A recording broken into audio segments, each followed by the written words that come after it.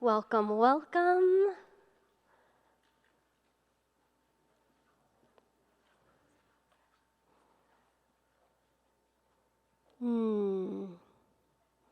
Good morning and welcome to Together Time, one of my favorite times of how we be together.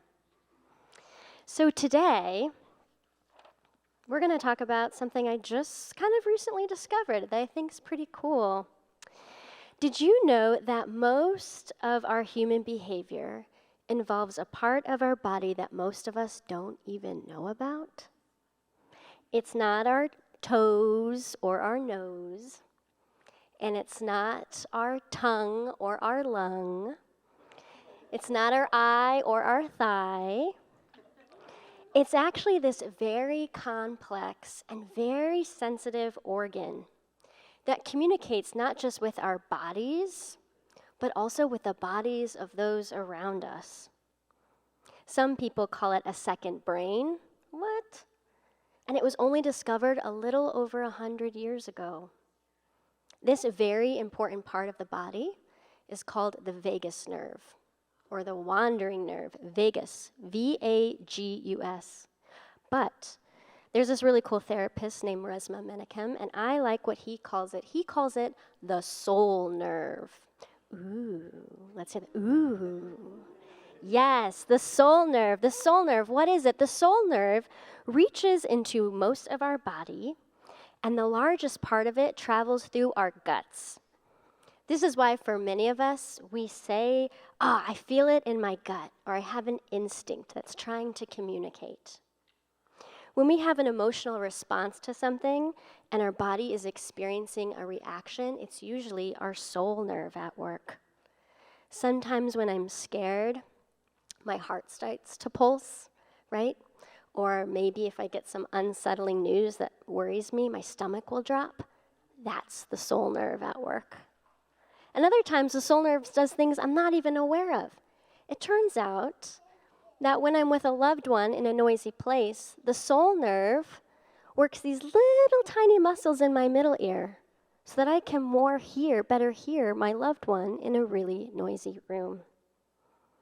One of the ways that we take care of one another is by learning how to befriend and trust our soul nerve. And this is something our ancestors have been doing across generations with so many spiritual practices. Because life can be really hard sometimes. Scary things might happen, and sometimes we feel confused. So today, we're going to tap into some of the practices our ancestors have known that scientists are now starting to realize is a real thing. We're going to befriend our soul nerve together. Who's ready? Woo! Okay.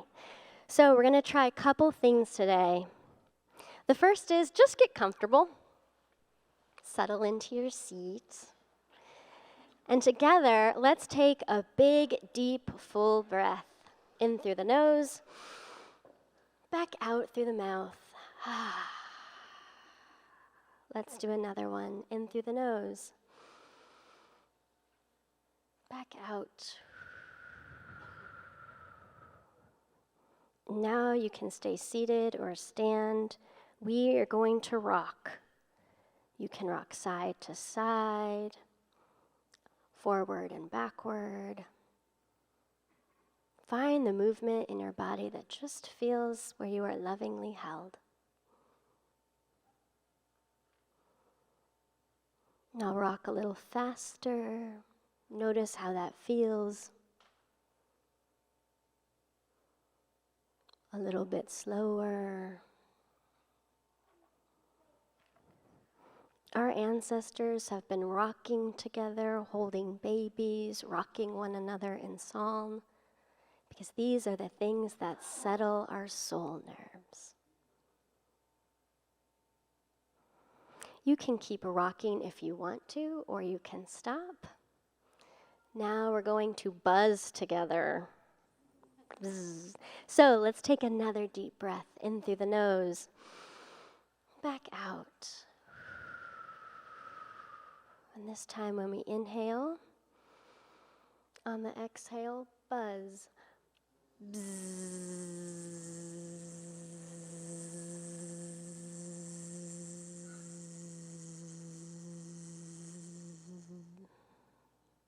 Inhale. Buzz a little louder. Bzzz.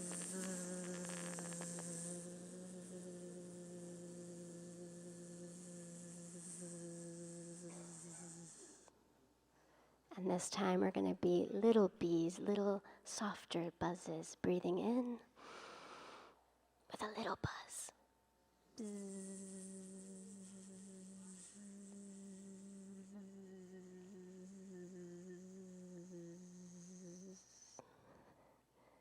Beautiful. Beloveds, these are two very simple practices that we can practice individually and in community, learning how to trust our soul nerves.